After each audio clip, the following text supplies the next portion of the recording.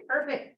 Well, thank you everybody for attending both here in person and in beautiful snowy Medford, as well as online. As I was just hinting at, we actually have people from across the state that are part of this. So we're really excited through a partnership here with Taylor County, including UW Extension, Aspirus, and the Taylor County Health Department to be able to bring Mark Louden, who I have him. Did I say that right, Mark? Louden. Louden. Close. I should have confirmed right away. So we're really excited to have him here from Madison to talk to us today about this very important topic.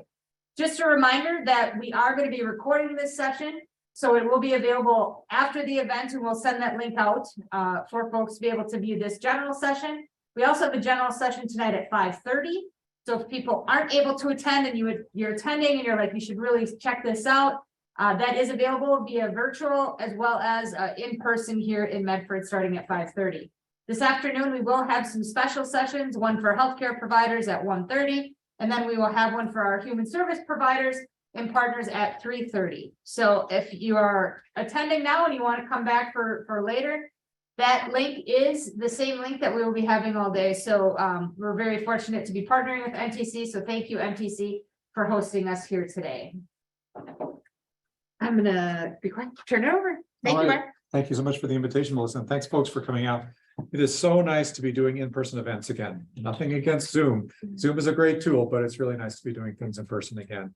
As Melissa indicated, my name is Mark Louden. I'm a faculty member at UW Madison.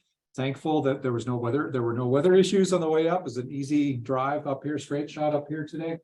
It's my first time in this part of the state. Medford is relatively important as far as specifically Amish history goes, because the community here, the Amish community, the Medford Amish community, which is nearly 100 years old, right? 1925 is when it was founded. That's the oldest Amish community in continuous existence in the state of Wisconsin, and really the oldest plain community. And I'll be talking about sort of the general term plain quite a bit today. More about me. I'm a faculty member, as I mentioned, at UW Madison. This is my 23rd year, although my 35th as a faculty member generally. Before I came to Madison, I was 12 years at the University of Texas at Austin.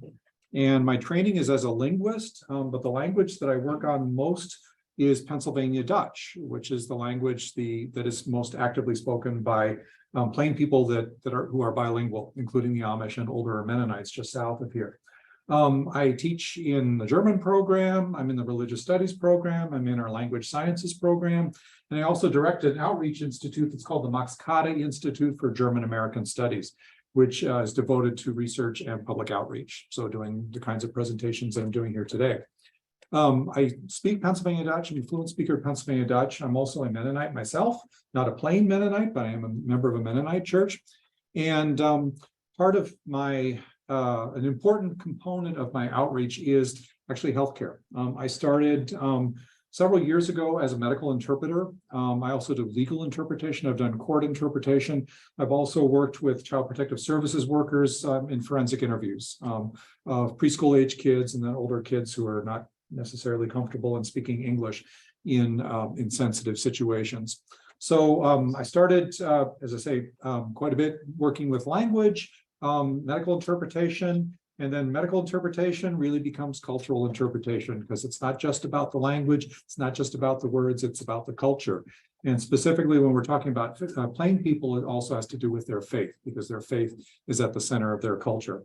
So I'm also what's known as a patient navigator.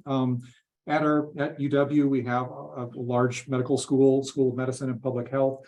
We also have a very large research hospital, UW Hospital, and American Family Children's Hospital, which these are tertiary facilities, which means that fairly serious situations end up in a tertiary care facility. And because the vast majority of the plain communities in Wisconsin are located in the sort of central and western area of the state, that means that rather than going to Milwaukee, then most would end up in Madison. So I do a fair amount of schlepping over to the hospital on a fairly regular basis, including these last couple of weeks. There's a family there that has an infant that's suffering from SCID, which is severe combined immunodeficiency disorder, which is it's also known as bubble boy disease, which is a hereditary disorder that not only Amish are susceptible to, but Amish are included in that population. So I won't be talking about too much about healthcare in this general presentation today, but in the second presentation that Melissa mentioned, which is going to be starting at 1:30, that'll be the focus on healthcare. So I'm going to give you a little bit of a roadmap here.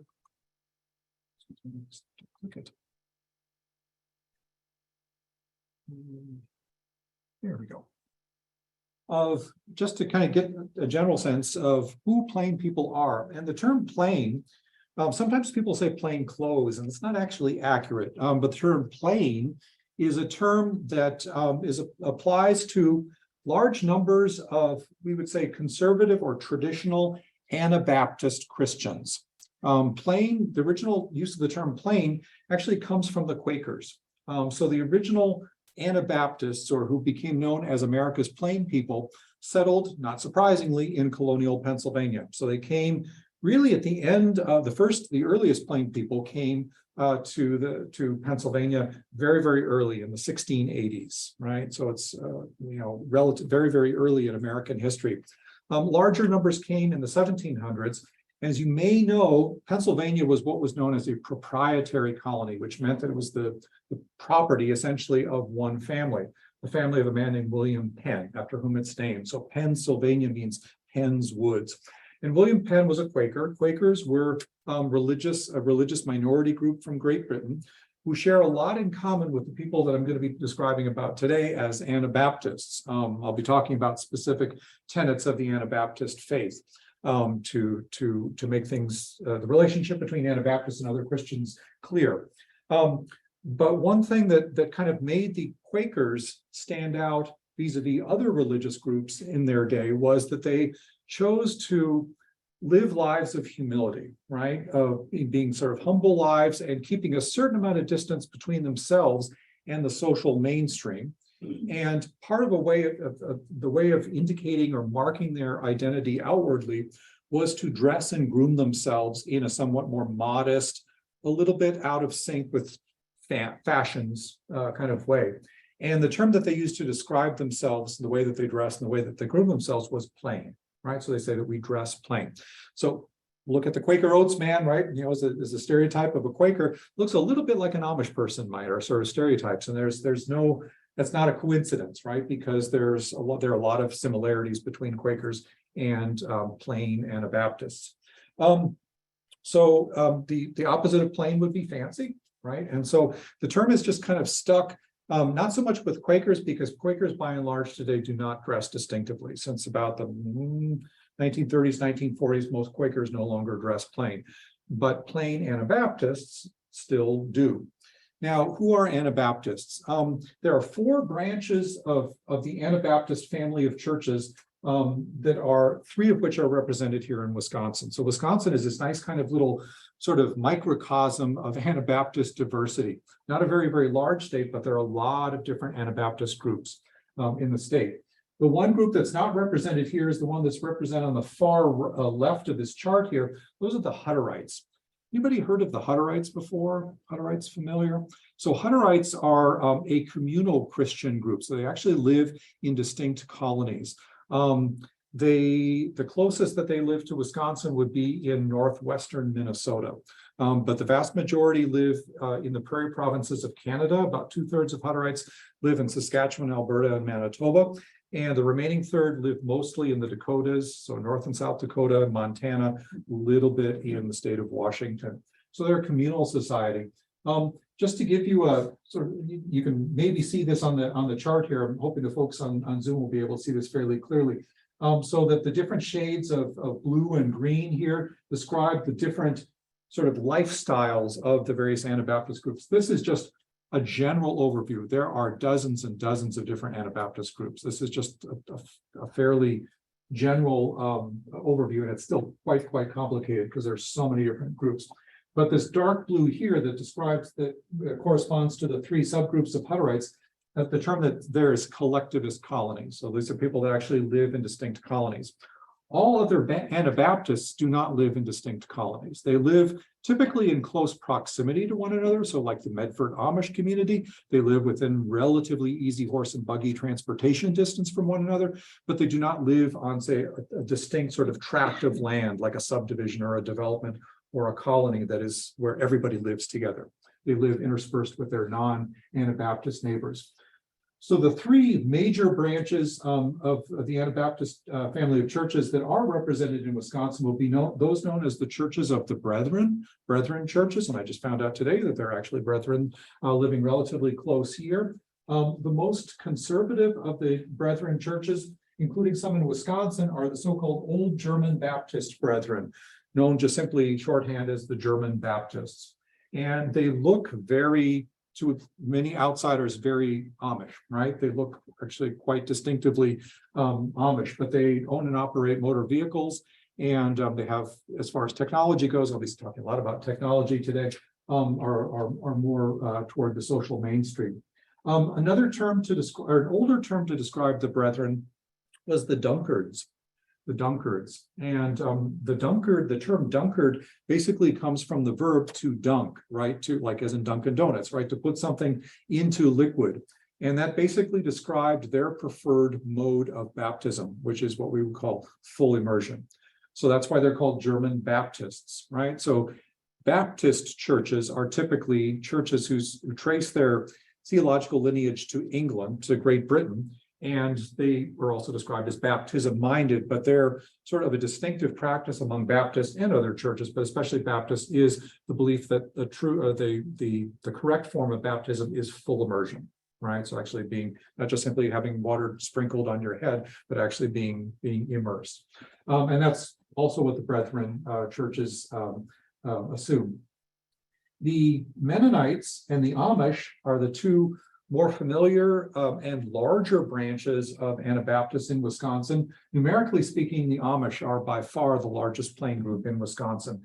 And as far as plain Anabaptist groups, so groups that are, we would say, fairly either operate horse and buggy or have very distinct practices or even just distinct practices, right? So these three, below the collectivists, these three categories here, those all describe basically plain people here. The Amish are by far the largest plain group, not only in Wisconsin, but across North America. There are Amish in 32 US states and 4 Canadian provinces, and their population is growing exponentially. In fact, the Amish and also the older Mennonites as well, but the Amish are the fastest growing group of human beings on the planet, not just in the United States and Canada where they're located, but really everywhere. On average, they have between 6 and 7 children per family, right, which is between triple and quadruple the US average. And about 85 to 90% of those kids who were born into Amish families make the decision as young adults to formally join the church, right? So one thing we'll be talking about this in a moment here, that's sort of distinctive about all Anabaptist groups is that you are not born Hutterite, Brethren, Mennonite, or Amish. In the same way that technically no one is actually born Christian, right? This is the Anabaptist family of churches, regardless of the mode of baptism, all have traditionally rejected infant baptism in favor of what's called believer's baptism or adult baptism. Not necessarily adult, it could be like, say, teenagers or above 16 or something like that. There's no sort of hard and fast age, minimum age. But basically, our churches all practice what's known as believer's baptism, with the idea being that the choice to join a church should be not made for you by somebody else, like your parents or other members of your community. It should be a choice that you yourself make. And so we don't practice infant baptism. So the Amish are the largest group here. There are so many different subgroups as kind of represented in this chart here.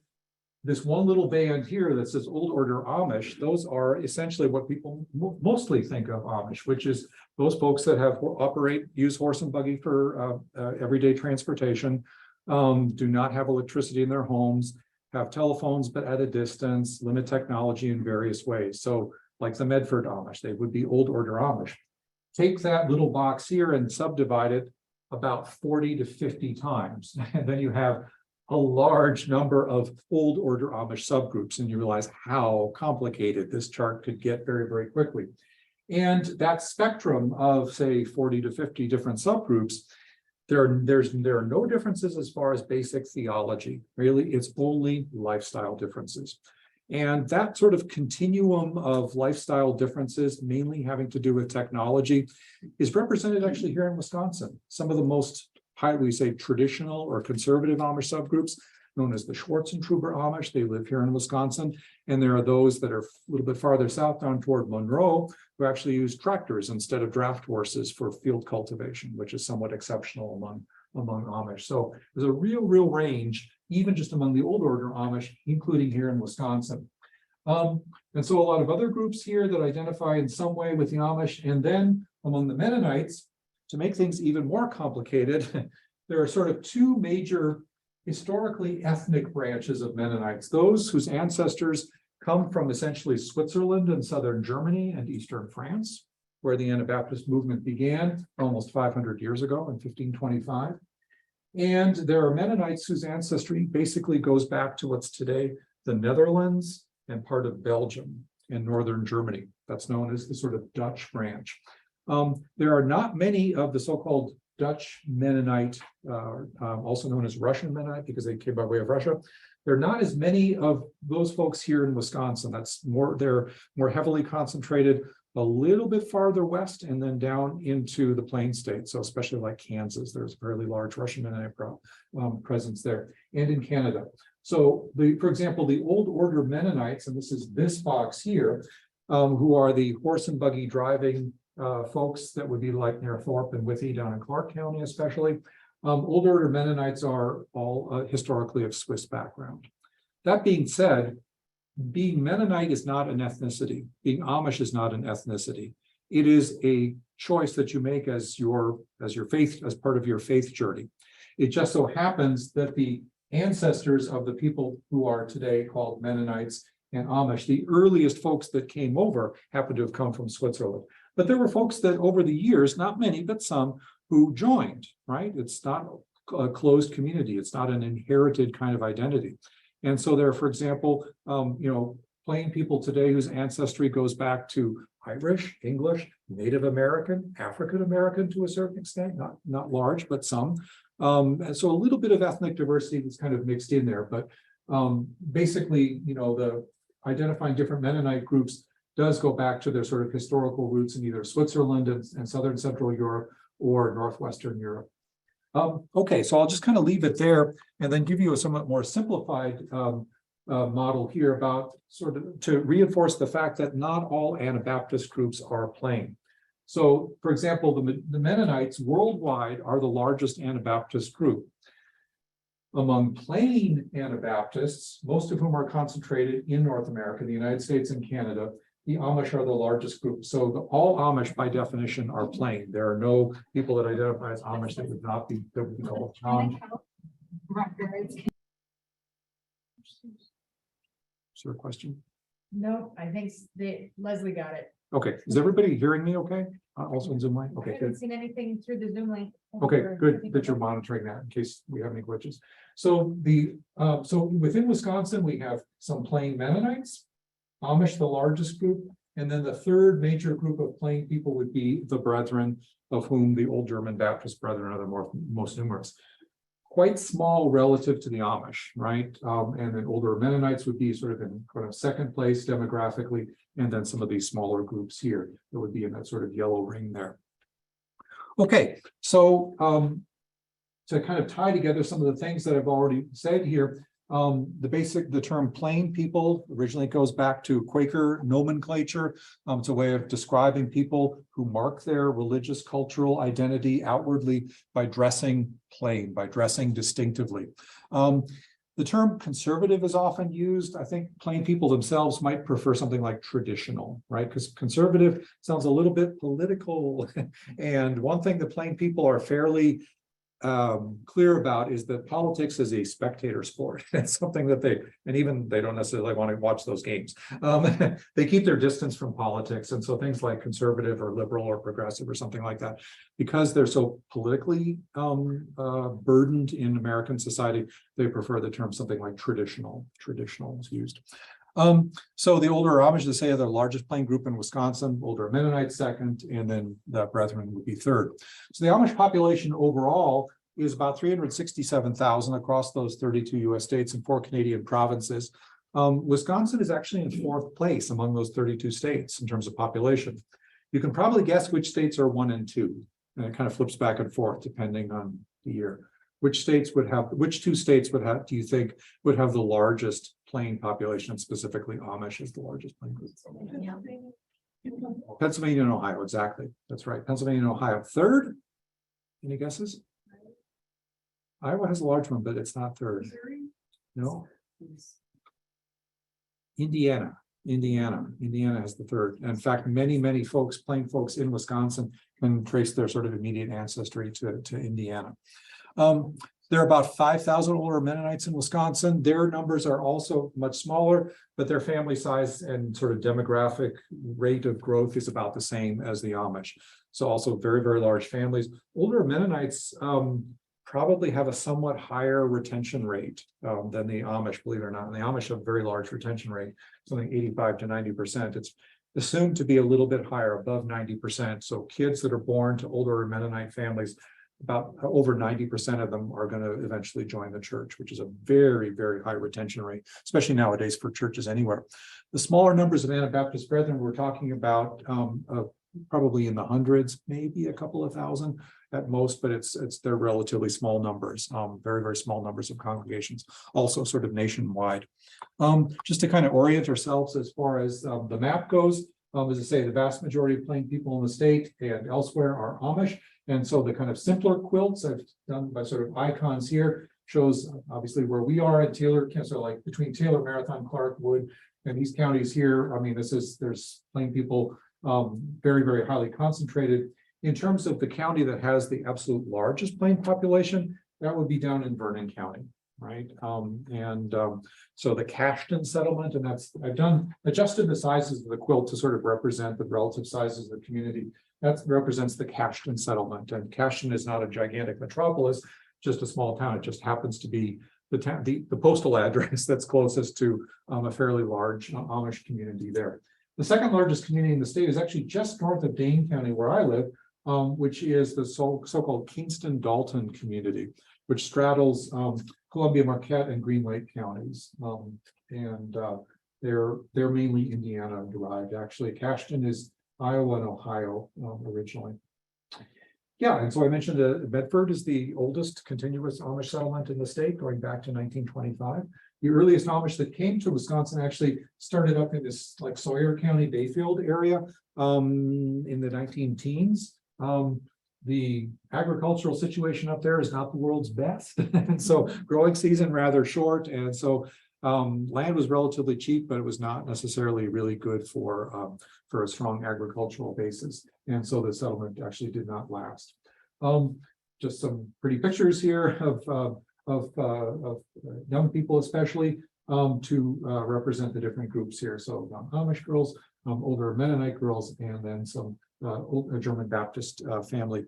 One thing to say about the German Baptists and brethren in general, almost none of them speak a variety of German anymore. So Pennsylvania Dutch, despite its name, is actually related to German. And that's something that's a hallmark of plain identity for the Amish and the older Mennonites, that they all are bilingual and their first language is this language that's derived from German. But despite their name, they have German in their name. The German Baptists, they're not German speaking anymore. By and large, they've shifted to English exclusively.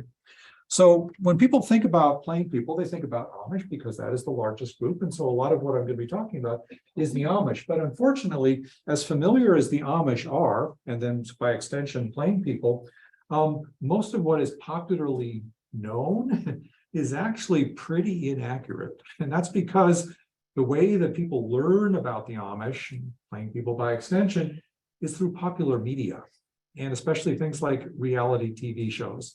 And if you know anything about reality TV shows, you know if they're on TV, but the reality part, maybe put that in quotation marks, right? So they're real people doing scripted things, doing unrealistic things. And these are the two most famous, maybe infamous cable TV, reality TV shows that are supposedly, representing plain people and specifically Amish. None of the actors are Amish. Some of them grew up in Amish families, actually. So were born to Amish parents. So they'd be part of that 10 to 15% who made the decision as young adults not to join the church. to my knowledge, not a single one of the people that is of Amish background ever joined the church. So they have a certain familiarity having grown up in Amish families, but they're not Amish, and so they're not representative at all. You'll notice also that these are not just as a cross-section of any sort of human community, but they're all young people. There's a real particular fascination in the popular media with young people, especially attractive young people. And this is something that goes back to things like Jersey Shore, right? Which is supposedly a representation of Italian Americans. What it is, it's all sort of like teenagers, young adults, 20 somethings, now 30 somethings. And that kind of thing sells, right? Because this is all, it's not about making documentaries, it's all about making money. Sad to say that like TLC actually did stand originally for the Learning Channel. And there's not a whole lot of learning there. It's just basic sort of profit-driven stuff. Now, the most troubling aspect, I mean, a lot of this you can just sort of laugh off, but one that's a kind of troubling aspect was this show Amish Mafia, which was the most successful in terms of revenue of the TV shows. And the premise of the show was that there was this kind of vigilante group, this sort of posse of young Amish males who live in Lancaster County, Pennsylvania, which is the nation's second largest Amish community. And their sort of task is to basically kind of defend their homies, right? To sort of go around and basically sort of serve as this sort of private security force.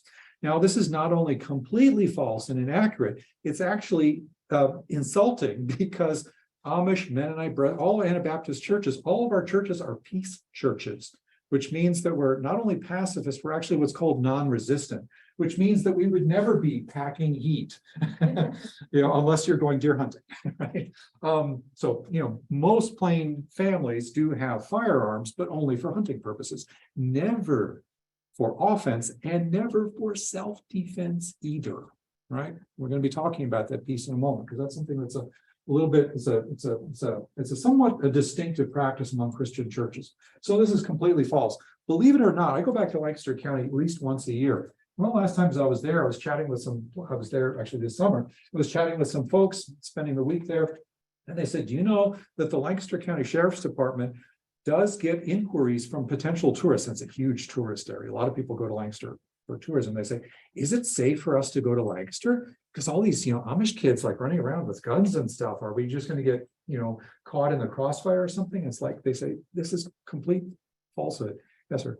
So would that also mean that they don't serve in the military? They do not serve in the military. Conscientious objectors. Correct. That's absolutely correct. Yep. But we can talk more a little bit about the history of that.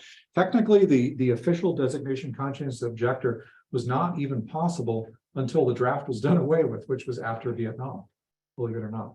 So before that, they were basically at the mercy of draft boards. So like if you were called up and you could get like a farm deferment or something, and you could sort of informally identify yourself as a conscientious objector, but it was not a legal status from what we call selective service today. Yeah, and just Post-Vietnam. curiosity, so like previous wars and stuff, what did they do? So basically, they often got farm deferments, or in the Vietnam era, most of them worked in hospitals or mental hospitals, and they usually did that for 2 years. Yeah, and that has actually consequences for healthcare, which is sort of interesting. Now, another source of quote unquote information that people have or knowledge about the Amish comes from something that's a little bit more tasteful, but no more realistic, which is romance novels. You've maybe heard the term to describe the stereotypical Harlequin romance, the bodice rippers. These are called bonnet rippers. And they're tasteful. I mean, there's no real overt sort of sexuality kind of thing. There's all sort of it's for a Christian readership. But if you were to form opinions about a group of people based on romance novels set in their midst, it would be a lot more racy and exciting, even without the sex, than actually everyday life is. And so, I do many presentations at libraries, and I chat with the librarians. It's like, is there an interest in? Oh, yeah. It's the vast majority of the reading that's out there that people are interested in are the romance novels. Very, very popular. Now, there are a lot of other ways that the plain people, and Amish in particular, are sort of like adopted by American popular culture. As I say, commercial purposes, that's the big thing. Like having, stories or shows or something like that on TV. That's the big sort of way that Amish are kind of milked for revenue. But this is something from the COVID era. And this is a political group that's they were pandemic skeptics and anti-maskers.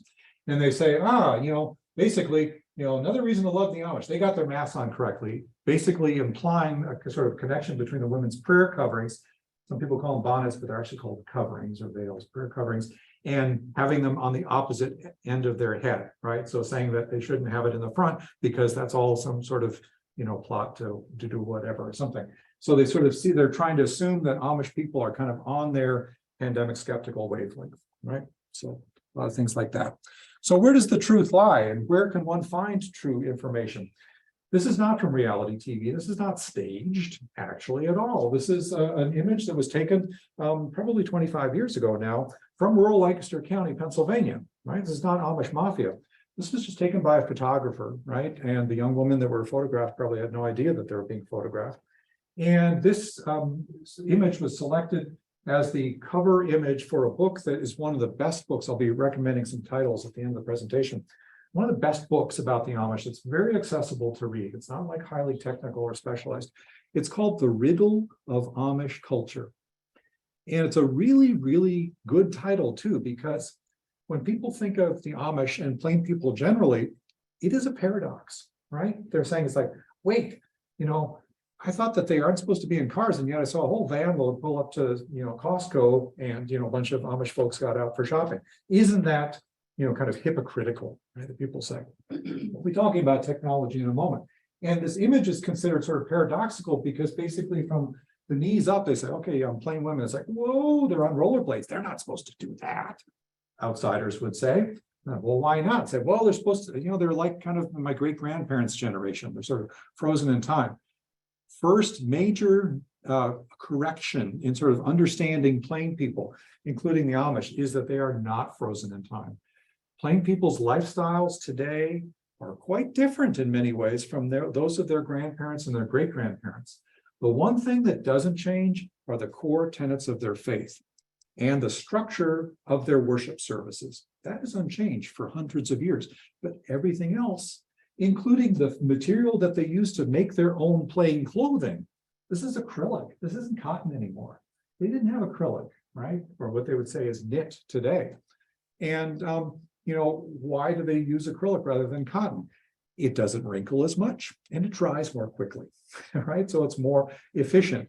And laundry is kind of a big deal. When you're talking about a family that has like 6 to 7 kids, you could have maybe 9 human beings living in a house. That is even if you're not changing your clothes every day, it's a lot of laundry, right? And we'll getting back to laundry and technology because that's important. So anyway, so it's, the Amish are a paradox. Plain people in general are a riddle, but first way of understanding them is that they are not frozen in time. There's no way that they would be able to not only survive, but in fact thrive. Fastest group of, human beings, growing group of human beings on the planet, unless they do adapt to certain circumstances. And much of that has to do with economics, right? And sort of how they survive economically, right? One big difference between, say, plain people today and say 2 generations ago is that the majority of plain people do not depend on agriculture as the main source of revenue, right? So 50, 60, 70 years ago, most were farming. Today, it's like maybe 17 to 20% or something, very, very small. In Wisconsin, it's a little bit higher than the US average, but it's a very, very small segment of plain people that actually depend on farming as their main source of income. That being said, they all live in rural areas and they all have, animals, typically a horse, if you're a horse and buggy driving, obviously, cows, chickens, perhaps, and a garden that looks an awful lot like a farmette for a lot of people. And they may do a little bit of produce farming as a side source of income, but in terms of like, say, dairy farming or relying exclusively on or beef cattle raising or something, anything to just any area of agriculture is their main source of income, that is a minority of the population. But really, it's not about the rollerblades, it's not about horse and buggy, it's not about shopping at Costco. In order to understand plain people, you have to understand something about the fact that their faith is at the center of what they do. Now, that does not mean that they look in somewhere in the New Testament, they say, oh, it's okay for us to have rollerblades. There are a lot of aspects of like specific details of, say, technology and the way that they kind of pick and choose from what they get from the social mainstream that has absolutely no direct biblical connection whatsoever. But there are certain values that come from their understanding of the Christian faith that do inform in an indirect way the choices that they make as far as their lifestyle goes. So let's talk a little bit about technology, because that's something that is a real bugaboo. And this is just to get it on one slide, it's not legible. It's just too small for you to read. But if this is taken from a Wikipedia page called like Amish and technology, or Amish technology practices. If you just Google like Amish and technology, you'll find this page. And on the left column here, I mentioned that there are between 40 and 50 different Old Order Amish subgroups. This is about 25 of them right here, so it's not even the full spectrum. But if you go from the top, you have the most traditional to the bottom to the most progressive. And I mentioned this group, the Schwarzentrooper Amish. These are the most traditional. They're represented here in Wisconsin. For example, I think Loyal, Wisconsin, maybe is where the Schwarzentroopers live. I'm not exactly sure, but there are Schwarzentroopers in the state. And then there are those, like, for example, those that use tractors for field cultivation. That live down in Monroe. They came from this Kelowna, Iowa settlement, which is just south of Iowa City, which is on the more progressive side. So that from top to bottom on the left-hand column is the different sort of degrees of traditionalness, right? Sort of conservatism between the most traditional to the most, we'd say, modern or progressive. On the top column here, or the top row, are basically examples of certain technological developments where there have been differences of opinion. So the vast majority of Amish do not use tractors for field work.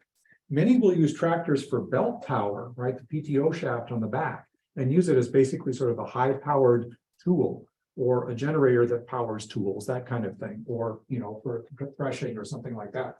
But most do not use tractors for field cultivation. They use draft horses still. Now, if we move all the way to the far right here, where essentially everything's green, a little bit yellow here, motorized washing machines, back to laundry. Women have put their foot down and they said, you know, there's a big gap between having motorized washing machines and something that is not motorized, which is basically washboards. And I'm sorry, washboards just don't cut it. They didn't cut it really in the 20th century, let alone the 21st century. And so motorized washing machines are basic. They're not the fancy front loader LG, blah, blah, blah. These are wringer washers still, but they are motorized, right? I'll show you an image of them a little bit later. And then there are a lot of things that are sort of in between here, sort of like, you know, some that use have flush toilets. Most have flush toilets, some do not. The tractor for belt power that I mentioned here, most accept that, some don't. Chainsaws, right? Some use hand saws, or like the really long hand saws that two people can operate it. Some will allow, most will allow chainsaws. Pressurized lamps, as opposed to just the simple kerosene lanterns, vast majority accept those, the pressurized lamps. So like the really nicer Coleman lanterns.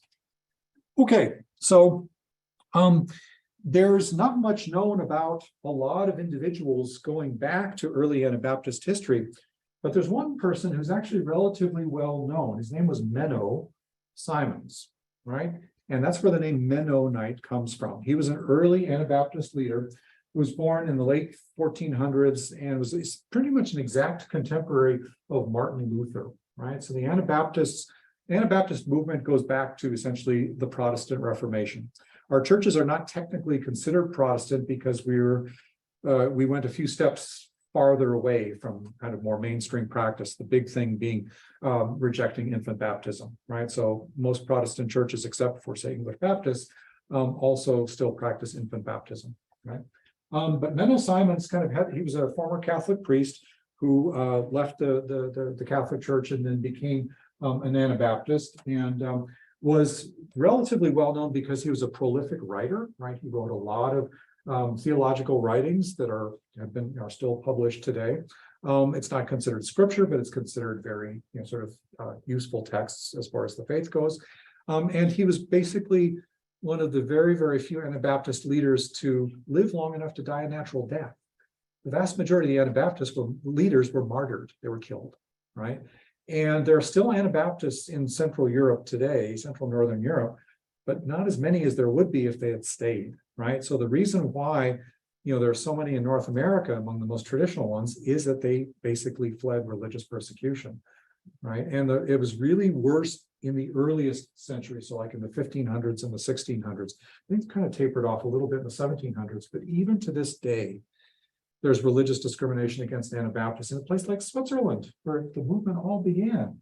Why Switzerland? You think Switzerland, cuckoo clocks and chocolate and Lind balls. We've got the Lindor balls. I saw them before. Yum. And but military service is absolutely mandatory for all able-bodied males to a certain extent until they're 40. Yeah, so it's not just like, before they get married or a year and a half or something like that. It's required that they do, like, say, a couple of weeks every summer until they're 40 of training. And every able-bodied male is expected to have a state-owned hand firearm in their home to defend them should that little country be invaded by its neighbors, which it never has been, but that's just how it is. In all those beautiful Alps, there are bunkers. There's bunker space for every single Swiss citizen, right? Very, very militarized country. And some years ago at a World Mennonite gathering, we were doing an outreach project, and I was happened to be in a work group with a guy from Switzerland, and I said, "What's it like?" He said, "It's not easy." He said, "Because we're still considered this sort of offbeat, weird minority group because of our pacifism, because of our non-resistance, and we're considered sort of not necessarily loyal citizens of the state." So it's not easy, but so many were martyred. Menno Simons was on the run, but lived to die a natural death. So there are 5 major core beliefs among Anabaptists. We've already talked about believers' baptism. And that's basically it just simply means the idea that to join the church, it should be a conscious decision. Realistically, most other churches have now a fairly similar approach to understanding church membership. So they may still practice infant baptism, but those baptized kids, infants, or whatever, are not members of the church until they go through something like catechism or religious instruction or confirmation, however it's termed in the particular church. And so they kind of end up at the same place, almost at the same age, like maybe sort of early teenage years, 12, 13, 14, somewhere around there. Whereas among Anabaptist churches, it's basically, imagine like baptism, confirmation, and first communion all happening at the same time, and literally on the same day. That's like you're baptized, and then moments later, you are taking communion for the first time. Right. So other churches basically kind of spread things out a little bit, whereas Anabaptists say, let's just sort of concentrate it in an earlier time. It's not considered a particularly radical view today, but 500 years ago it was considered heretical. And then jumping down to the 5th one here is non-resistance. And I mentioned that before. I'll reiterate, it's not just pacifism. It's not just not serving in the military in a violent capacity.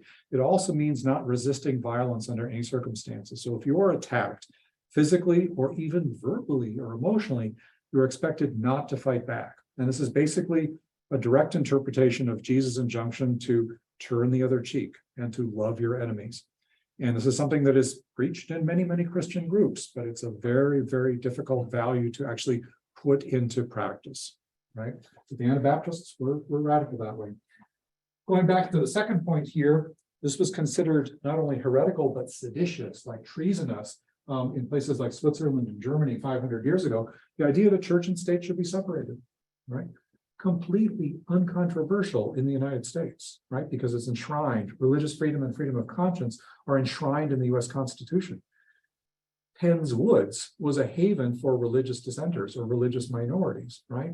Maryland, the state or colony of Maryland, was essentially a colony that welcomed specifically Catholics who were being persecuted in places like England, right, as a minority group. And so America has always had this kind of reputation for being a haven for religious dissenters. And as a result of that, the reflection of that is the incredible amount of religious diversity that we have in this country. There is no country on the planet that is more diverse in terms of different groups, not just Christian, but including Christian groups, than the United States of America. Right? Some people would say it's a little bit wacky, a little bit too much diversity, but basically it all goes back to the fundamental view that church and state should be separated. Now, that does not mean that Anabaptists should ignore what the state says. All Anabaptists will say the state is there to keep order. Laws are there for a good reason. As long as they are just laws, we will obey them. And that's the vast majority of laws. We should be law-abiding citizens. We should pray for those in power. We should pay our taxes, right? Very, very important kind of thing. But we won't tell the state what to do, and we hope that the state does not tell us what to do when it comes to church matters. Yes. And they don't vote. And that's why they don't vote, because they basically say if we were to vote, some do, but a tiny percentage, like 2%. if they were to vote, they'd say, well, then we're sort of telling government what it should do or who should be in government. And if we don't want them to tell us how to run our churches, as long as we don't violate laws and that kind of thing, then we shouldn't tell them what to do. Now, I will say that the sort of political divisions in American society that have really increased over the last couple of election cycles, that has pushed plain people even farther away, right? Because the rhetoric on both sides is like, I'm going to fight for your rights. Even people that are saying something supposedly, nice, where I will fight for you, and they're like, no, please don't fight for us, kind of thing. Fake news stuff out there. There are, reports you find in the internet. It's like, oh, Amish people, voting Republican, and that's how Trump won in 2016. Completely false. There is a PAC that's called Amish PAC that was founded by supporters of Donald Trump for the 2016 election cycle, trying to get plain people to vote, because where do they live? Swing states like Pennsylvania and Ohio and Michigan and Wisconsin, right? And they just were not successful. Right, that political scientists have looked at voting records, and they can do it by address and name and that sort of thing. And the numbers of people that voted was still tiny. Yeah, so I grew up in the Kingston Dalton area. Oh, okay. So I'm very familiar with that whole evolution. It's quite interesting, but they do express themselves locally in terms of issues that need attention, like, for example, road maintenance, yes, or those kind of things. But it's very true that they do not want to involve themselves even in local politics if they think it's political. Right. They just express concerns and hope that they can just have a reasonable conversation about how to solve the problem. Exactly. Yeah. But things like, for example, road safety, road maintenance charges, these kinds of things, flashers on the buggies, these kinds of things, those are public issues, right? Where they're speaking out would be considered like, we're just going to share our views. We're not wanting to get into a fight or a political division or something like that. One issue that was a very, very interesting one that was quite successful was when midwives in the state of Wisconsin became officially certified and recognized. And there were hearings down at the state capitol, and there were many, many plain women that came, some of whom themselves are birth attendants, or just simply women that had babies that were assisted by midwives at the time. And they say, we think midwifery is a really, really important segment of healthcare that needs to be supported. And so they had their voices heard in like speaking out and hearings and that kind of thing. But again, to sort of keep a distance from anything that would be considered contentious or whatever. That's why there are no practicing Mennonites in, say, Congress or in state legislators. There are people of that background, including Bob Culp, right, from this area. He had a Mennonite background, but is affiliated with a different church, right? So wonderful representative, great guy. And was a really good sort of advocate in many ways for plain people, because he's only like a generation removed from being plain himself, but not a member of the actual Anabaptist group today. Bob's a great guy. So third major point here is the idea that basically you should live your faith 24/7. Discipleship just simply means that you should be walking the talk, if you want to put it that way. So they would say that it's not, our faith is not just about what we do on Sunday mornings at 9 o'clock. It's really how we live our lives, how we interact within our families, with our neighbors, our non-plain neighbors.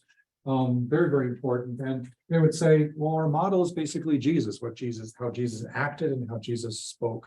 And so the New Testament, the complete Bible is considered, scripture. It's considered, the word of God. But in terms of like guidance for practical everyday lives, they would say that the four gospels, where Jesus' life is in the focus. They say that has a lot of kind of good role models for us. And then other books of the New Testament, or like St. Paul's letters. In terms of values, they would say that our cardinal virtue that we strive to live up to is humility. The German and Pennsylvania Dutch word is Demut for that, and they try and avoid pride. So what does it mean to be humble? It means like to be sort of low key, not pushy, not aggressive, friendly, not, contentious, not cutting in line, letting somebody else in the Walmart supercenter go ahead of you if they have fewer items in their cart, or even if they have more, but they wanted to get through quicker. All those things are a sign of humility. Humility would not be considered necessarily a very sort of like mainstream American values. Like, I want my kids to be humble. I personally want my daughter to live a humble life. But quite honestly, sort of overtly, that's not something that's really kind of taught or really sort of valued. It's like, the humble club or something in high school, right? It's like something has to do with leadership. And they're very kind of wary about leadership. They say, Well, if you're, being a leader, does that mean that you're going to be like the sort of bossy pants type person, right? And the other people are just going to be sort of do what they, and it's like, can't we just talk about cooperation? So like, for example, when most plain kids do not attend public schools, they used to, but most of them don't. But those that do attend public schools, they're all about sports and activity and stuff. But there's like, can we just do it sort of like a club sport rather than a team sport? Right, because there's a sort of like, we want to do this like competition and beating and being the top and that sort of thing. So it's again, all these little things fit together and sort of like, what would Jesus do? Right? Jesus led a very humble life. He was a very sort of soft-spoken, moderate person who didn't fight back. And so they say probably a pretty good role model. And then the fourth major point here is that similar to what how the Quakers lived, was the idea that probably wherever you're going to live as a traditional or conservative Christian, your neighbors are probably not going to be on your wavelength in terms of lifestyle. And so they say that, it's okay to be, and probably necessary to be a little bit out of sync and not to be following with the fastest trends and fashions and that sort of thing. And they'll say a good example would be Christmas, right? Love Christmas. Christmas is a great holiday, right? It's an important Christian holiday. But when it's all about like Black Friday or Charcoal Gray Thursday, like when Kohl's is opening up or something on Thanksgiving evening or something, it's like, is that really what Christmas is about? Well, it's a lot of it in the mainstream, and the lights and the inflatable things and the lawns. It's a lot of it's just okay, but as we all know, you can have a little bit too much of a good thing sometimes, and the materialism and the commercialism that go with things like Christmas or even Thanksgiving to a certain extent. Those are things that they want to maintain their distance from. So they say, we can't be separate completely. We can't be autonomous, like completely disconnected from the rest of society, but we can maintain a certain measure of distance between ourselves and the world or worldliness. And that's symbolically marked in the way the Quakers did by dressing humbly, dressing distinctively, grooming themselves distinctively, limiting technology, and now speaking a language in addition to English that is actually sort of their own. It's kind of a handy sort of marker of in-group identity. Now, I mentioned that in the 1500s and the 1600s, life was not easy for Anabaptists in Europe. That's why they were inspired to leave. Most went west, most came to North America, but some went east to Russia, Eastern Europe and Russia. And to this day, there are Mennonites living in Russia. Most, after the fall of communism, ended up migrating back, quote unquote, to Germany.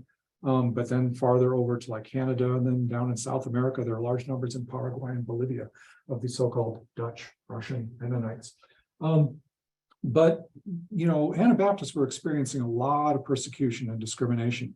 And so stories of the importance of sticking to your faith, even in circumstances when it's really, really inconvenient, and even if maybe at the risk of your own life, are very, very vivid in plain families. And the most famous family about sort of sticking to your faith and doing what Jesus would have done is the story of this man here. It's Dirk Willems. He was a Dutch Anabaptist leader who was arrested.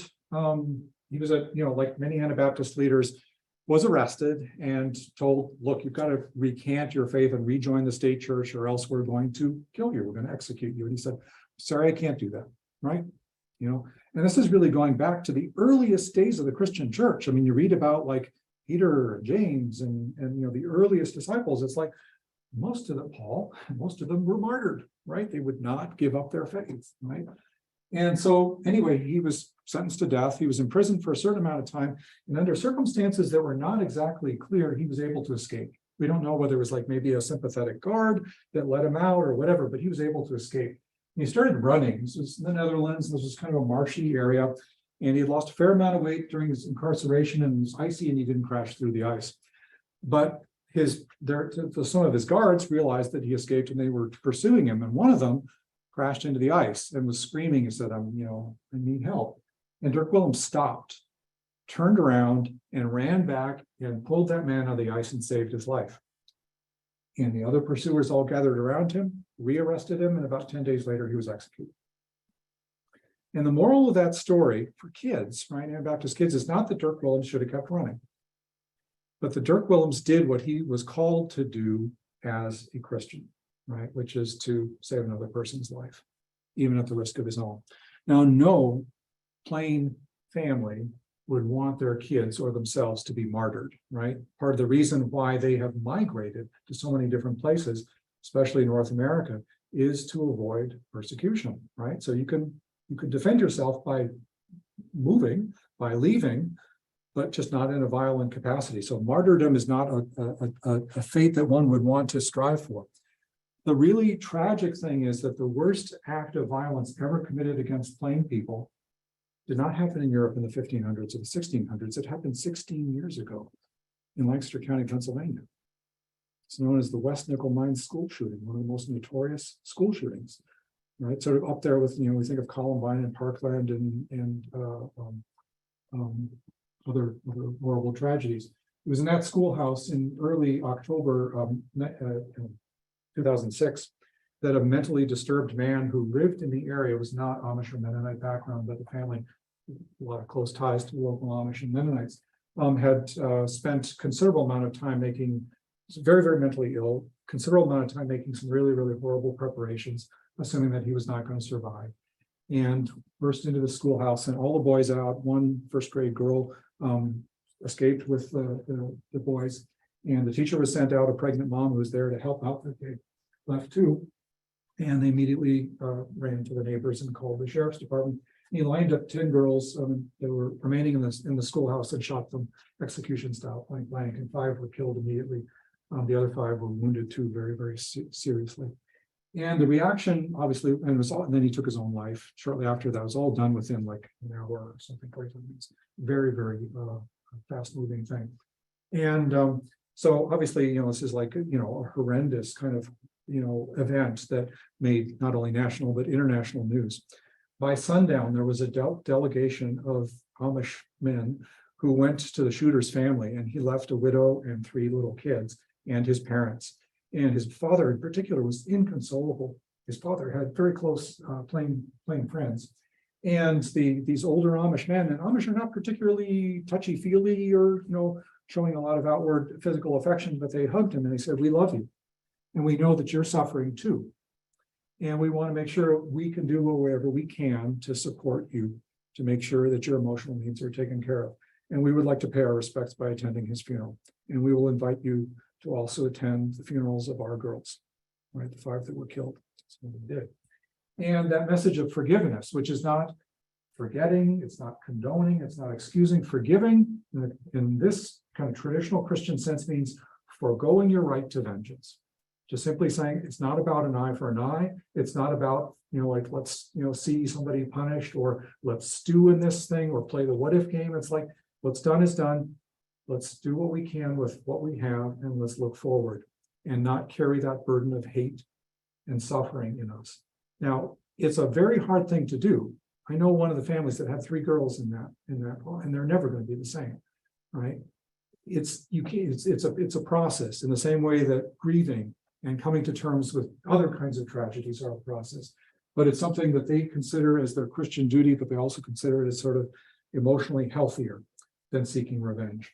And there's a lot of really good materials, including this book here, that sort of talk about not the gory details so much as the larger message of literally how forgiveness transcended tragedy. There's actually like a one-woman play, a dramatization of this that's come to Milwaukee before. I think it's also called Amish Grace. I'm not exactly sure. I haven't seen it, but heard good things about it. So that's something distinctive about how their faith has been put to the test here.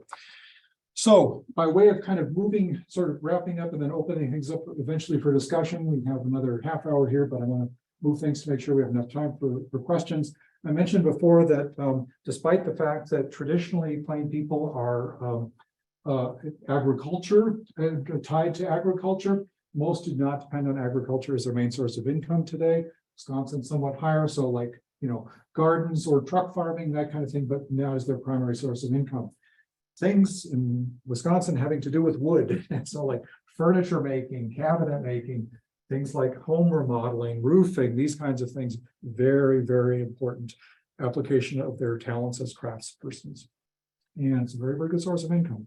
Good quality, good prices, everybody's happy. I think, with Amish craftsmanship. And then businesses. This is something where since the 1960s, 1970s, where women in particular, plain women, have shown a lot of entrepreneurship, because traditionally women were like the farm managers, bookkeepers and stuff. And then they kind of transfer those skills to running businesses. So things like bakeries, oh gosh, bakeries, craft stores, quilt stores, bulk food stores, Bent and Dent stores, these kinds of things. A lot of times women are actually playing sort of entrepreneurial roles in Wisconsin and elsewhere. You can't be an Amish or a plain hermit.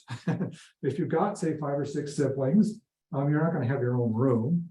Probably not even have your own bed. You may have your own couple of drawers and a dresser or something like that. And so that's considered just sort of, a healthy part of life. And for quite realistically, many of our ancestors came from large families. Many traditional cultures around the world have large families and just are used to people kind of having each other's back, right? And it's, somewhat of an anomaly in 21st century American society, but this is how the rest of the world worked traditionally and to a certain extent still does today. A lot of people say that, Amish society bears many of the hallmarks of, say, traditional Asian and African societies, right? In terms of very, very strong sense of extended family, community, relatedness, spiritual values, shared cultural traditions, that kind of thing.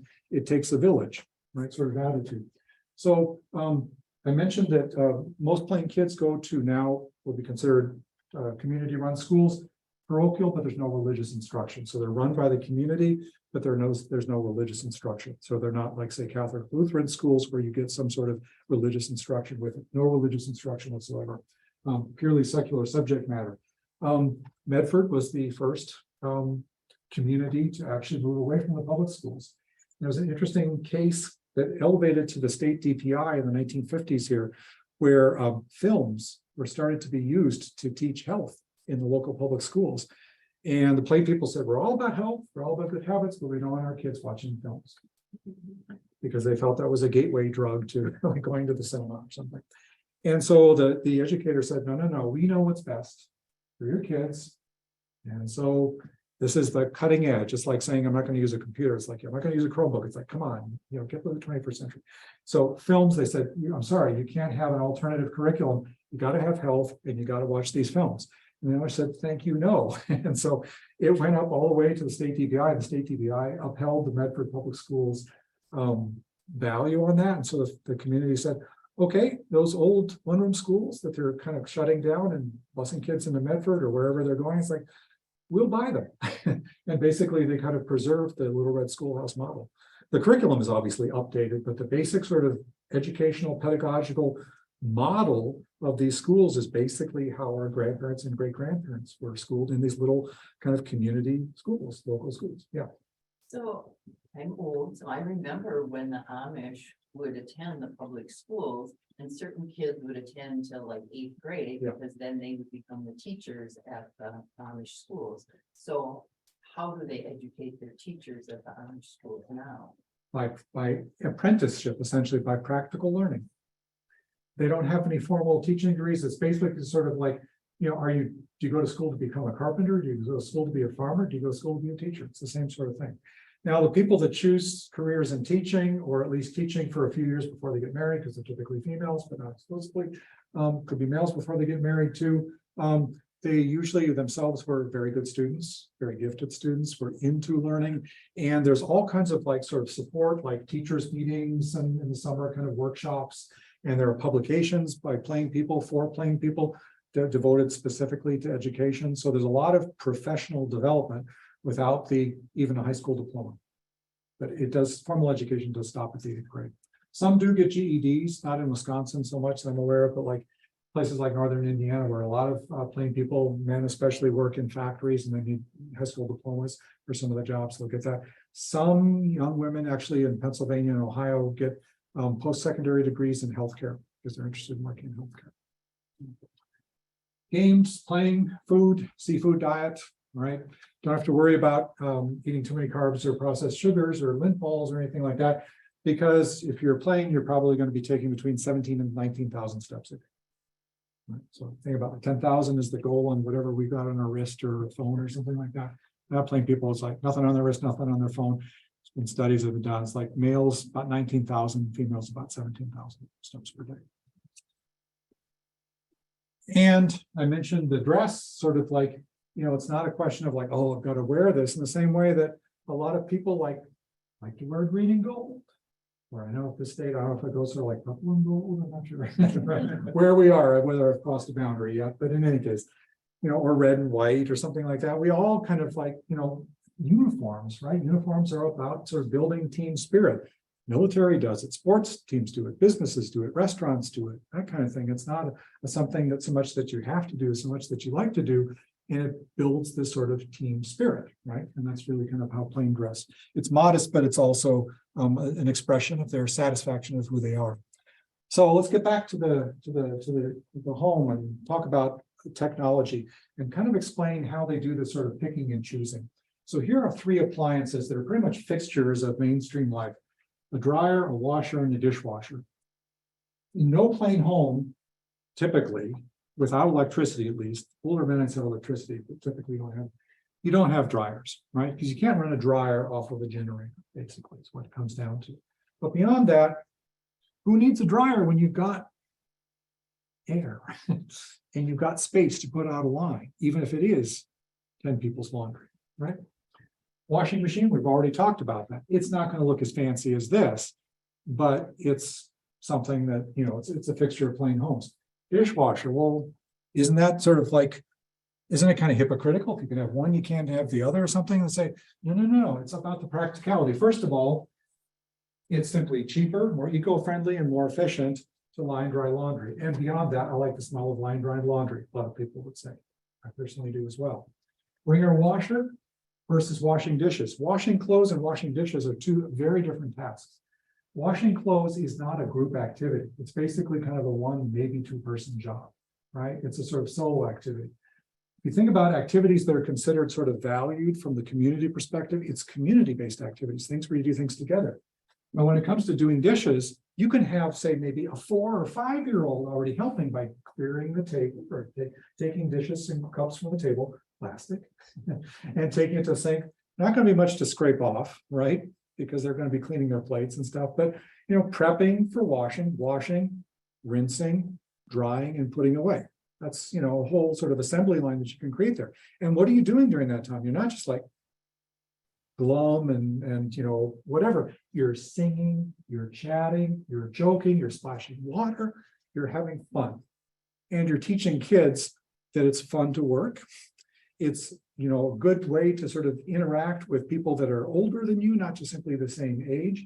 And you're getting something done, and it's cheaper, right? And so that's how they say, who needs a dishwasher when we've got, a bunch of people in the home, right, to do it. Work is play and play is work. Washing clothes is a different thing. That's work. And then the other last aspect of technology I'm going to talk about is the phone.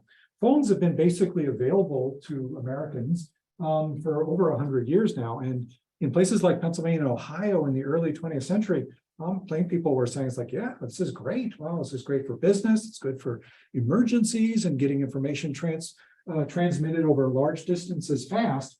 But then they realized by having phones in your home, and this is obviously not a plain home, this is taken from a movie, but the scene is basically going to want you to have it. So basically what has happened here is that the phone that's in this home, early 20th century home, has rung. And this young person has gone up from the table, left the rest of the table, and talking probably loudly there. And it's a distraction. Nowadays, it's not so much the phone in our home because few of us have landlines, but how many times have we been at events where those things go off at times that we would wish that they would not go off? Or somebody else's phone goes off and then they're talking into it, right? It's like, why do we go into like movie theaters and they say, please shut those things off or go to concerts or something like that. So it's a little bit of an annoyance, as they would say, an aggravation, right? And so I said, well, let's have our cake and eat it too. Let's put it out in the barn. So it's more like a tool. So it's there when we need it, like a shanty or a shed or a neighbor's basement where we're paying for the line or something like that. You can get voicemail, answering machine or whatever. It's there when we need it, but it's not going to be there when we don't need it, right? Or it's a distraction. All right. And then talking about language. How many folks here have had some German before? Anybody have German at all? How many people have like German ancestry potentially? Okay, a few hands coming up. So So Pennsylvania Dutch is related to German, but it's not, as you say, mutually intelligible in German. So a person that knows German really can't, they can pick out individual words, but they don't understand it. So it's descended from German dialects that themselves have, from 250 years ago, that have since diverged, and everybody's kind of gone their own separate way. And so it's a language that used to be spoken by lots of people of Germanic ancestry in Pennsylvania, but all the others pretty much have shifted to English only, except those who are members of plain Anabaptist groups, except for the brethren. And so I just want to give you a sense of what it looks and sounds like. It's predominantly an oral language. So when those kids go to those schools, it's basically English only, because they say, we're in the United States and Canada, we need to have fluency in English because it's central to our livelihood, right? And so it's very, very important that the kids become bilingual. So we don't need to teach them Pennsylvania Dutch because that's their first language. That's the language they speak at home. As long as they're a member of the community, they'll still speak this language. So their literacy is mainly in English. They learn to read German, right? The German Bible and devotional materials for religious purposes, but basically like the newspapers that they subscribe to and produce, and magazines that they read and produce, that kind of thing. All English, right? But there was a project of essentially ex-Amish, a couple of former Mennonites who worked for the Wycliffe Bible Translation Society some years ago and said, it would be nice to kind of translate the Bible into Pennsylvania Dutch. And so they started, and took them about 40 years. And in 2013, they completed the project from the original languages, Hebrew and Greek. And along the way, they produced a couple of other sort of books related to that. This is one of them. This is a book of Bible stories for kids, written in sort of classic Midwestern Pennsylvania Dutch. The book's title is Vela Lezen, which means let's read. And the subtitle is Bibelstories for Kinderen. Story, the English word. 15-20% of the vocabulary is borrowed from English. The spelling, if anybody that's ever had German, doesn't look like German. It's basically English spelling that they use because that's their major source of literacy, because they read and write English. So just to give you a sense of what it looks and sounds like, the plot is familiar. It's the beginning of the creation story, right? So this is how you would tell the beginning, how the world was created in Pennsylvania Dutch to a kid, right? It's a really good example of how Pennsylvania Dutch sounds. De staat van die aard, heel lang terug als geen kat, geen light, geen helling. Es war alles juist dunkel geweest. De sterrenmet hat Gott, der Himmel und die Erde gemacht. Nur gesagt, lass es Licht sei. Wischt wie so was Licht geweest. Gott hat's Licht Tag Käse, uns dunkel Nacht.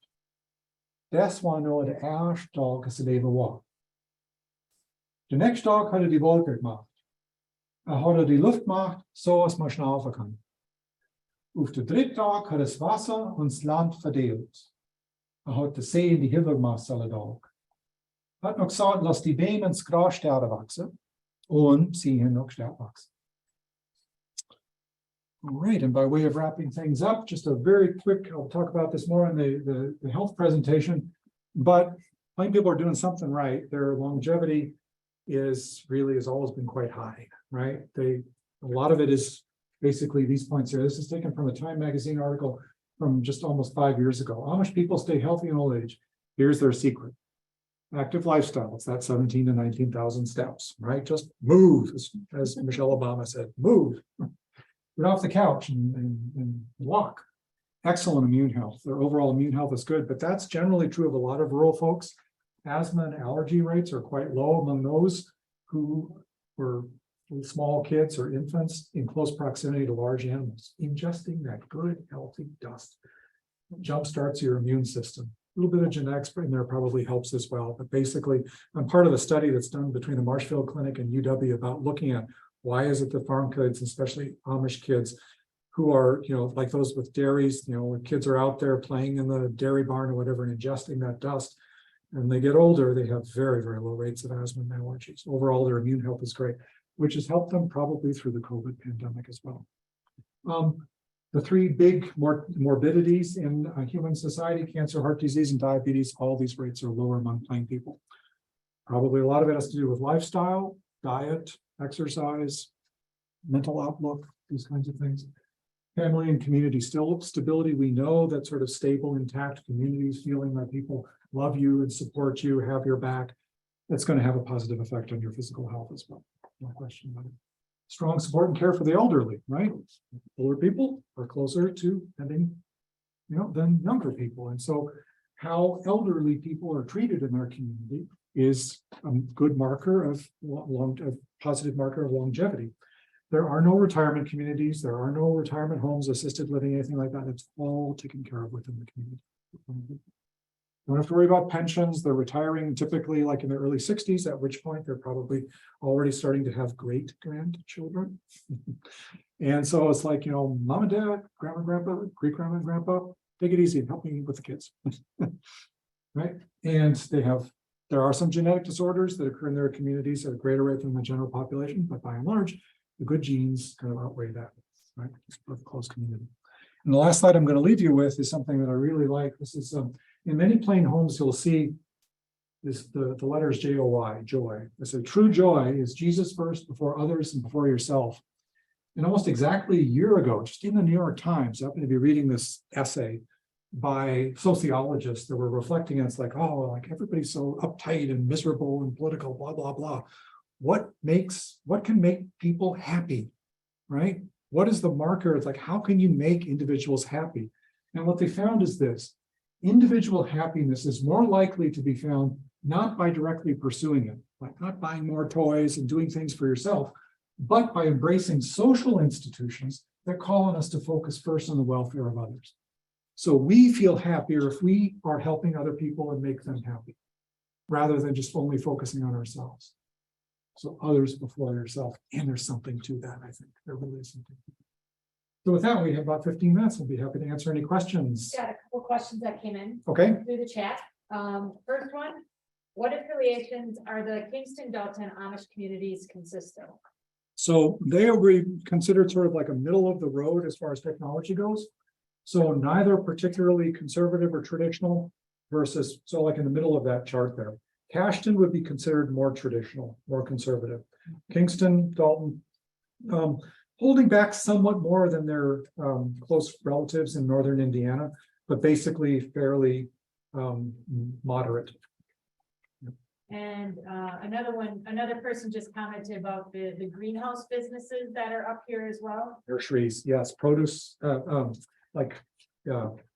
greenhouses and nurseries and selling flowers and plants, hanging baskets, that kind of thing. Yes, very important. There's two more questions online. If everybody's okay, I'll just toss them out right away. Someone had mentioned, I've always heard that the Amish do not like or allow their pictures to be taken. If so, how did you get these photos? Or do Mennonites not have those same restrictions? Great question. So most plain people traditionally did not want their pictures taken because of an interpretation of one of the 10 Commandments, thou shalt not make a graven image. So like human representations, like very detailed paintings or photographs, when photographs came out, were considered too close to graven images. Now, later plain people that migrated directly from Europe to America in the 1800s actually didn't have that. But most Amish today would say that they would not want their picture taken.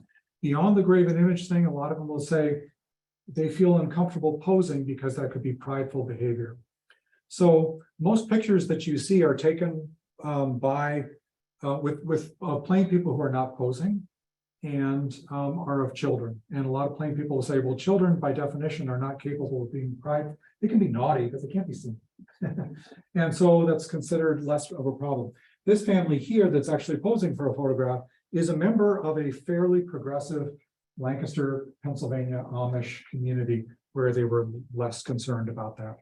Older Mennonites, just even in my lifetime, it's very interesting. So going back in the 1980s, mid 1980s, when I first started learning to know plain people, mainly horse and buggy Mennonites in upstate New York, they were like, no, I don't want, posing for photographs, maybe the kids, keep them in a drawer, something like that, to like actually posing for family photos nowadays, right?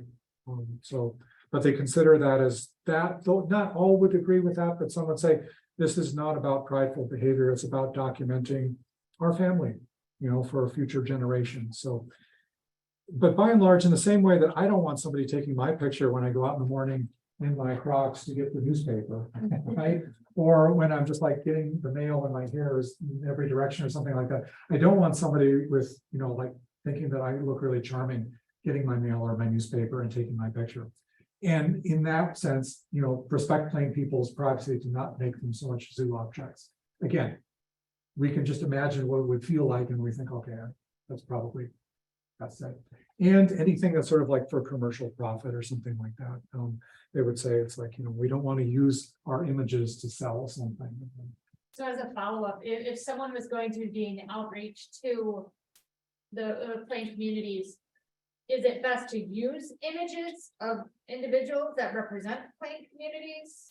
Better to use drawn images that don't look particularly realistic. So like pamphlets or public health booklets, sketches, drawings, or something like that. Okay. And something where the face is not necessarily directly there, so side or back views would be considered more appropriate. Okay. You've ever seen traditional Amish dolls, right? Little Amish dolls, they have no faces. And the reason of that is to sort of avoid the graven image thing, and also to avoid, we put so much value in sort of how our faces look, we put makeup and jewelry and these kinds of things. And it's sort of it could be too close as a source of pride. So they say, it's not about how you look, it's about what's in your heart, kind of thing. So, but there are Amish artists, right? Including Amish artists that draw like humans, and not just animals, but also humans. But typically when they draw humans, it's usually with their faces turned away, and the backs turned. And there's not a lot of artwork in many Amish homes. Some, it depends, but usually it's not pictures of human beings, could be animals. And a lot of families will actually have really nice calendars with nature scenes, right? Or an Amtrak calendar that shows like, trains in different states or something like that. 11 right tracks. But they like aesthetics, they appreciate art, they definitely appreciate nature a lot, and going to parks and that sort of thing. There are a couple of more online, but does anybody else have any more in the room? Yeah. I don't know that much about individual groups or anything, but I have heard that there's a bishop and in a community. When you were talking at some point there, leadership is not emphasized, but my impression has been that the bishop, then some places cell phones are allowed, some places they aren't, and so how does that all fit in? Great question. So each individual congregation, say like parish, has a bishop, 1 or 2 ministers, and a deacon. So it's not like one bishop for an entire community. So like in Kingston, I don't know, it's like a couple dozen settlements or something like that, or congregations, church districts, they're called, for one settlement. Each one would have a bishop, typically. So bishop is just simply a person who can officiate at weddings and funerals. And they're the typical spokespersons for the community. They do not make unilateral decisions about cell phones, yes or no. Those are all decisions that are made from the grassroots. They just simply, from the outside, and a lot of times people think, they must be the bosses, they must be the leaders, they must be the cult gurus or something like that. It's like, they're the spokespersons. They're the ones that outsiders will talk to for the community, but they're not decision makers. Now, there are some that will kind of maybe interpret the policies, and sort of make recommendations.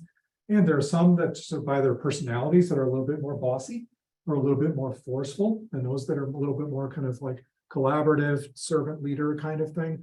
But they are not, it's not a top-down structure. Those decisions about whether they accept or reject certain things of technology, that comes from the congregation. Yeah. There's a follow-up to that. Oh, yes, okay. How do they determine who becomes a bishop? So members of the ministry, that's what's called, the outsiders would say elders, but they'd say the ministry. So deacons, ministers, and bishops. Ministers, they're all chosen by lot.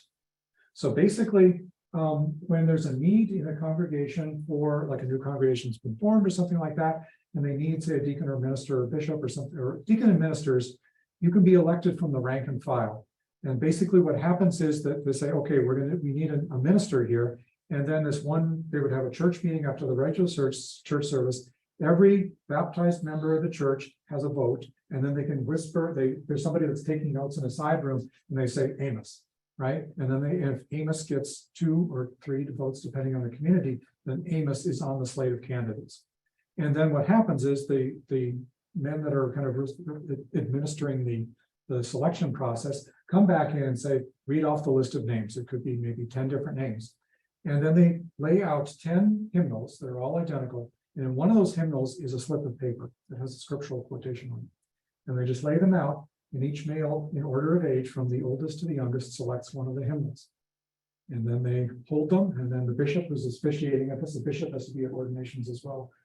Opens up and see who has the slip of paper, and the one who has the slip of paper is the one who has been selected by lot, by God. So there's a nomination process. Now, bishop's slightly different because you have to have already been a minister.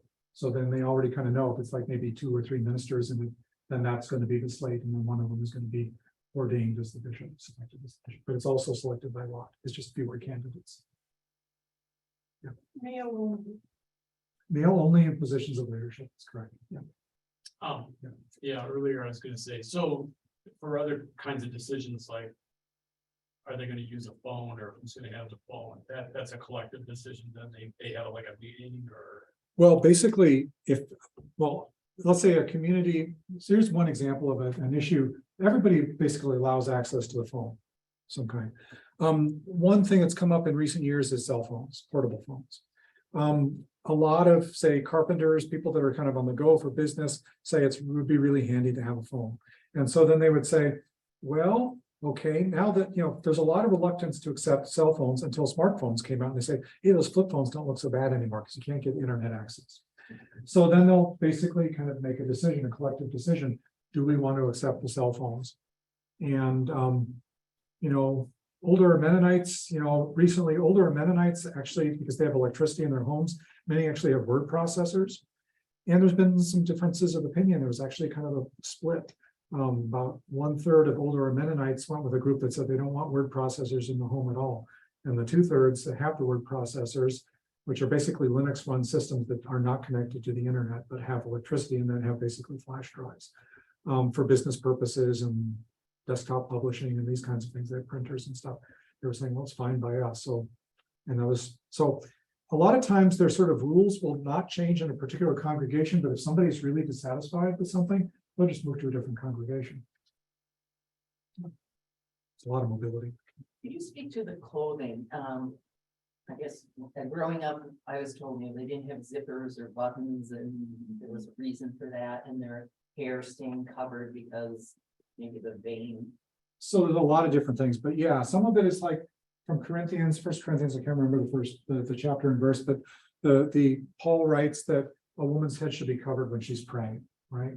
Or that's the interpretation of that passage. So some people would say, well, he was quoting somebody else, or whatever. But basically the idea is that a woman's head should be covered when she's praying, a man's head should be uncovered when he's praying. So women basically always have a head covering on. Sometimes in earlier generations too, little girls would go to school with just braids. They wouldn't cut their hair. They may have braids, or they may have the braids kind of done up or something like that, but they wouldn't necessarily have a covering. The covering is also called the veil, cap. It could be a scarf because that's, you don't want it to get dirty or to blow off or something like that. So a scarf is, some kind of, way to cover your head. Males tend to wear just some kind of head covering outside. Some groups allow for what they call a zipperkop, which is a knit cap.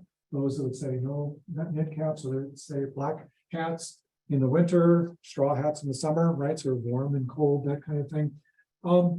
There's not really it's basically sort of, as long as you're doing something that everybody else is doing. So there are different styles of head covering, different sizes of head covering, different widths of the brims of men's hats, depending on the community. There's nothing magical about 4.5 versus 3 versus 2 or 5 or something like that. It's just that whatever you're doing is in conformity with the members of your group so that no one is trying to stand out or look different. Women traditionally don't get their hair cut because that's also considered sort of a biblical injunction. And the modesty thing, this is what Orthodox Jews do as well, Orthodox Jewish women, is that they may cut their hair, but they will cover it with a wig, right, in many cases. So they say that, it's in like traditional Muslim societies, the hijab, right? All these things, that's kind of a traditional Judeo-Christian Muslim sort of feeling that a woman's head should be covered in public, right? Feeling that long hair is a source of beauty, that should be something that should be only shared in private, right? Let's say a husband. The buttons thing, you'll notice that they're wearing buttons here. Traditionally, in Sunday clothing for Amish, they don't have buttons or snaps or zippers. They have what are called hooks and eyes. And this was something, they still have them today. I have an Amish suit I was married in that has hooks and eyes. And that was just basically going back to the late 1600s, early 1700s, when the Amish split off of the Mennonites. There's a conservative branch off of the Swiss Mennonites. It was considered that some worldly styles with buttons, which were new at that time, were considered a little bit too fancy. And so they say the hooks and eyes, let's go with that old fashioned stuff. It's purely symbolic, nothing practical. What is very practical is this: most women's dresses are kind of almost one size fits all. So basically, because if you're typically getting pregnant and not pregnant and that sort of thing, your size is going to vary. And so what they do is they don't have like a bunch of different size dresses. They have the same dresses, but then you can expand or contract it using straight pins. And straight pins sound like, oh my gosh, how is it possible? Not even safety pins. And it's like, it works. But it's often happened when I've had, say, like driven a plain family or a couple or women or something like that in my car for a long distance. I have to go back in the back seat and make sure I pull out all the straight pins that have actually fallen out because they can fall out or whatever. But basically, it's our straight pins. Sometimes we'll use snaps. That's what's called a cape. That's sort of typically it's openable in the front so that women can nurse. But then they have what's called a cape that goes on top of that so that they don't need, say, a blanket to cover them for modesty when they're nursing, or they would have like an apron or something like that. So, but little girls don't have, until they start to mature, typically have just like a pullover dress. It's almost like a jumper, but it's a dress. And then when they start to mature, then they get like what's called a front closed dress, right? A fanazzurro, which means that they're kind of a big girl now. And that means that they can have something that they can start to open up with snaps here, but they would still wear the cape on top. So there's a couple more questions. I'll just roll through the ones from the chat. We'll try to wrap up about 1:15. Folks need to leave, they surely can. Sure. But we'll try to wrap up here shortly. So if someone chooses to not be baptized and join the Amish or Mennonite faith in adulthood, are those family ties severed? Additionally, or is there general understanding that this is a choice and the person is still considered to be part of the family, but not part of the faith lifestyle? That's that second point is correct. So if you make the decision not to join the church, that's a decision that most parents would regret, but they would prefer that you not join, leave not having joined rather than joining and then leaving afterward. You cannot be disciplined unless you've been a member of the church and that you've left. And even then, discipline is often a temporary thing, depending on the circumstances under which one is left. Every plain family has at least one close relative who's not plain, right? And so if you go like to large extended family gatherings or something in the summer, you're going to see, that plain people, non-plain people, folks that then are so many different, going back to that chart, so many different Anabaptist groups that are in between being completely assimilated with mainstream society and being older Amish or older Mennonite.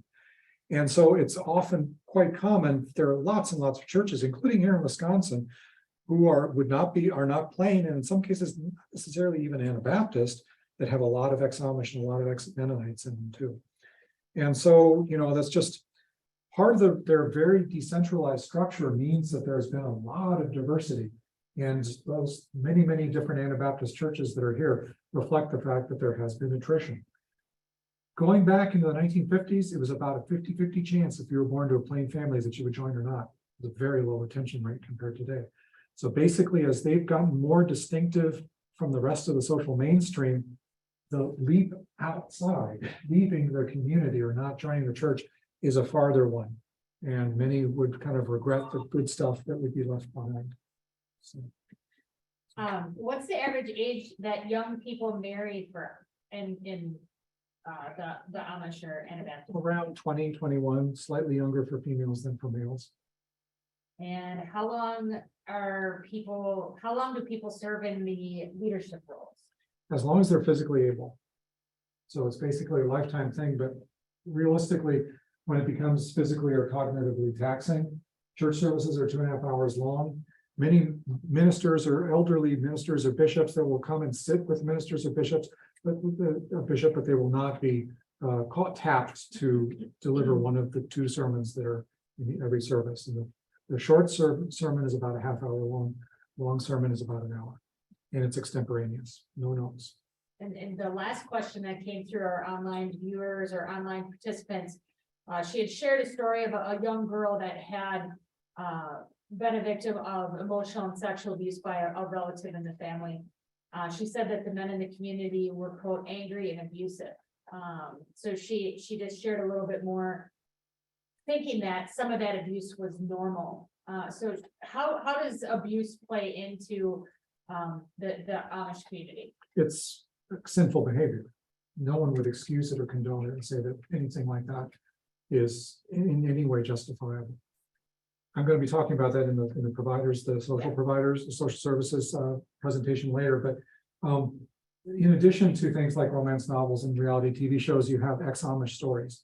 And some of these ex-Amish stories are true, most of them are true, and are very, very painful to hear. Because there are some people that, for example, women who experience sexual abuse, emotional abuse, some cases physical abuse or whatever, and did not get proper support, treatment from their families and from their communities. Those are true stories. Are they representative? No. Are they an expression of like plain culture? Absolutely not. But plain people are human beings, and some bad things do occur.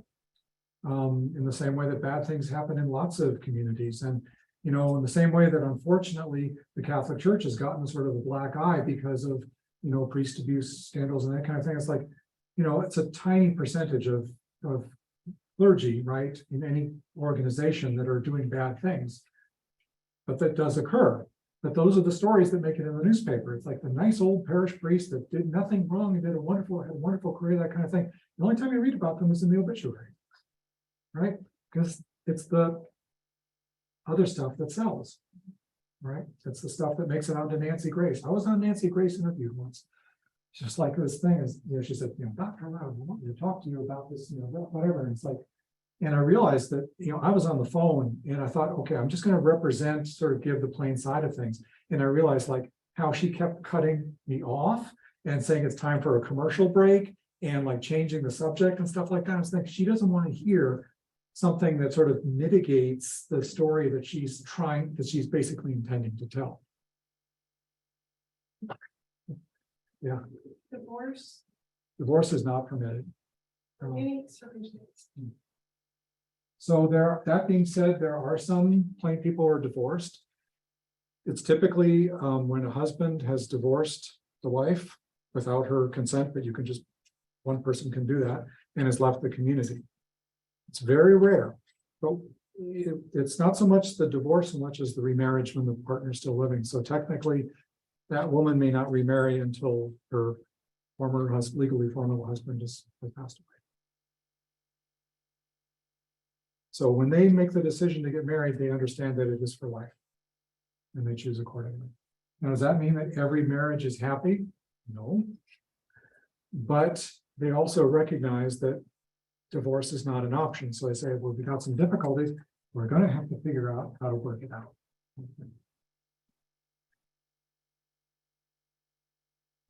So there was another question. Do young teens have to work and provide their income earned to their parents until 21 in all Amish communities? Not necessarily till 21, but till they get married. If they're basically still living at home and eating groceries, you know, whatever, the food from the table, that kind of thing, then it's expected that they would be contributing to the family income. It's not, a hard and fast, it's not a church rule or anything, but it's basically kind of a typical practice. As long as that you're living under this roof, and if you are, you know, bringing in some income, that at least a portion, if not all of it, should go to us. But then, you know, as young people turn 16, they have more autonomy, and they can date, and they can sort of, you know, do things on their own without adult supervision, and so they may need a little bit of pin money or, you know, spending money or something like that. But it's in the same way like a lot of families, you know, there are certain decisions like, do you give an allowance? If so, how much? You know, how do you help to the family? Any additional questions? Are events like marriage and stuff a pretty big thing, like everyone from everywhere around kind of comes together? They're big. I remember seeing one time, I think it was last summer, I was driving near home. I was just in the edge of Clark County, and there was like a huge bus that pulled up, and all these people found on a bus and used to make other people. Yeah, you'll see fewer buses in a place like Ohio and Pennsylvania and Indiana because everybody's living close by, kind of thing. So it's like in Wisconsin, everybody's got relatives from a lot of other places. Yeah, I mean, you can have weddings and funerals and even just young people's gatherings in those several hundred. it's amazing how they cook for all these, like hot meals for all these people too. It's a lot of preparation that goes in it. And a lot of it is like on the meals is like borrowing stoves and setting them up like in a shed or a porch or something like that. And like having several things kind of going. It's pretty amazing how they do that. But yeah, like many years ago, I bought my mom an Amish cookbook. She's a great baker, was a great baker, and try these things. And so like cinnamon rolls and cookies and all these things, really good pies and stuff. And I said, so did you try the cinnamon rolls? And she said, yeah, but I really have to rely on my math. She said, it serves 12. She's like, it's just your dad and me. I have to cut down the percentages a little bit here. All right, well, thanks everybody for coming today, and thanks folks online too for logging in. Appreciate it. Thank you. Thank you.